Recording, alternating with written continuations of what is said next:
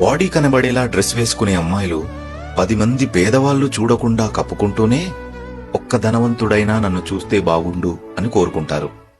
అద్దం కన్నా వజ్రం 1,000,000 రెట్లు విలువైనది. కాని వజ్రం ధరించిన వారు మొదట వెతికేది ఆ అద్దం కోసమే.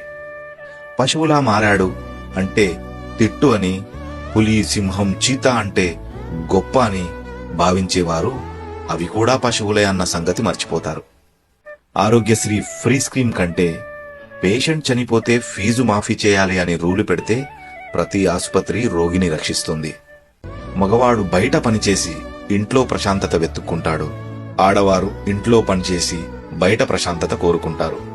తండ్రి పేదరికాన్ని భరించే కూతురు భర్త పేదరికాన్ని భూతద్దంలో పెట్టి చూపిస్తుంది. అంతా నువ్వే అని చెప్పిన వాళ్లే చివరికి నువ్వెంత అని సులువుగా నగలరు. ఈ సత్యాల్లో మీకు నచ్చినదేంటో కమెంట్లో తెలపండి.